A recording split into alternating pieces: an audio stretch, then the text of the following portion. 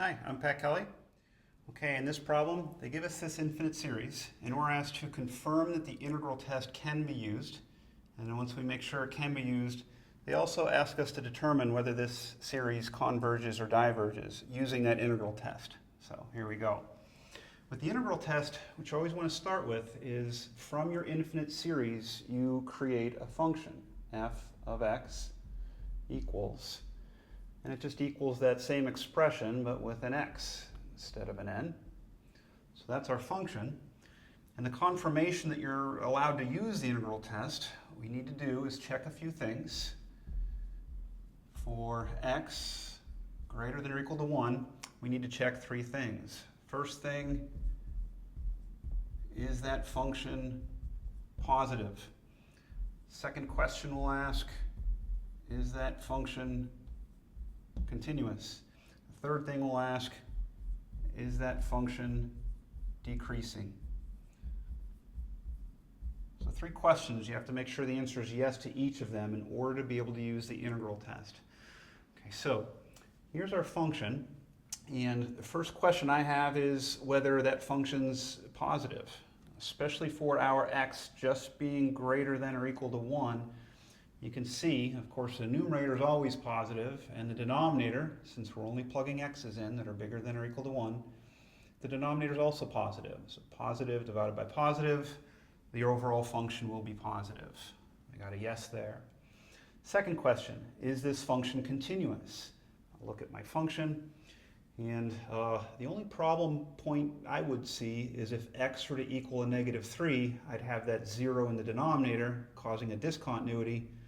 But again, we're only interested in x being greater than or equal to 1. So for x greater than or equal to 1, we'll never have any issues with continuity.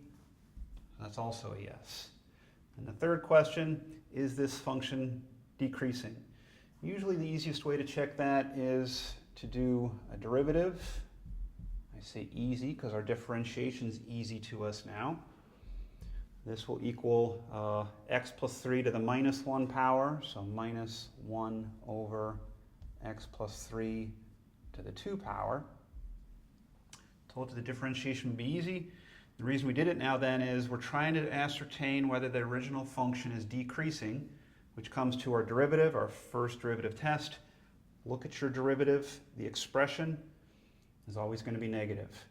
Numerator is always positive. Denominator, because it's squared, is always positive, but because of the negative in front, the derivative is always negative, which means the original function is decreasing, which means we get our third check mark.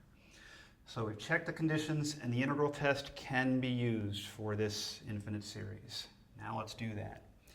In order to use the integral test, we actually use that same function, and what we have to find is how the improper integral, the integral from 1 to infinity of that function, we have to determine how that behaves. Back from our work with improper integrals, an improper integral will either converge or diverge. So we're looking for the convergence or divergence of this integral, and the series will have the same behavior. So let's go ahead and figure out this integral, which is not too bad, I don't think, because we have 1 over a linear factor.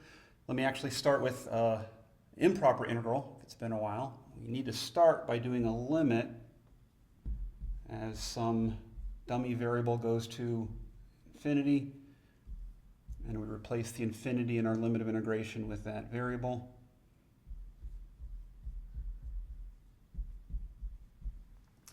Okay, because now we put the limit concept on the side for a second and actually just evaluate this integral. So this still equals the limit as b goes to infinity. And now this integral, I was trying to say, would be easy because we have a linear factor in the denominator, so it's just going to be the natural log of that x plus 3 from our limits of 1 to b, and this will equal limit still b goes to infinity still. Now we're looking at plugging in those limits of integration. natural log of b plus 3, subtract natural log of 4. And that might look like a tall order, but remember, all you're really worried about is the behavior of this improper integral.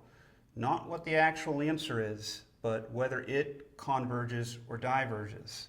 So if I go ahead and evaluate this limit, as b goes to infinity, I've got infinity in there. Natural log of infinity is infinity, and then minus some constant, this will equal infinity. What that tells me is that the integral diverges. So hence, the series diverges. So the integral